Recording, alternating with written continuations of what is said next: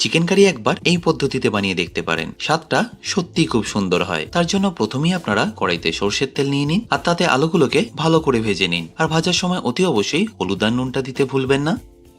এবার ওই একই তেলে ভেজে নিন চিকেনগুলোকে মোটামুটি 30% মতো। তারপর তুলে এটাকে একটা বোলের মধ্যে রেখে দিন। এবার আবার ওই একই তেলের মধ্যে দিয়ে দিন গরম মশলা ও পেঁয়াজ আর সেটাকে ভালো করে ভাজতে থাকুন। এবার এই ভেজে নেওয়া চিকেনটাকে আপনাদের ম্যারিনেট করে নিতে হবে দই, কাশ্মীরি লঙ্কার গুঁড়ো, ধনে গুঁড়ো আর গরম মশলা দিয়ে। আর অবশ্যই এখানে ঝালের জন্য লঙ্কা আর নুনটা দিতে ভুলবেন না। আর এতক্ষণে অবশ্যই আমাদের পেঁয়াজটাও ভাজা হয়ে গেছে। এবার তাতে দিয়ে দিতে হবে আদা রসুন বাটা আর সেটাকে একবার মিশিয়ে নিয়ে এখানে রঙের জন্য দিয়ে দিচ্ছি হলুদ আর ফাইনালি এখানে দিয়ে দিতে হবে টমেটো বাটা। তারপর আলু আর ম্যারিনেটেড চিকেনটা দিয়ে ভালো করে একবার মিশিয়ে নিন। আর মেশানো হয়ে গেলে ঢাকা দিয়ে এটাকে কুক করে নিন মিনিমাম 10 থেকে 15 মিনিট। তারপর ঢাকাটা খুলে সামান্য একটু জল দিয়ে এটাকে একবার ভালো করে ফুটিয়ে নিন। আর সবশেষে একটু ধনেপাতা ছড়িয়ে দিলেই চিকেন কারি কিন্তু পারফেক্টলি রেডি।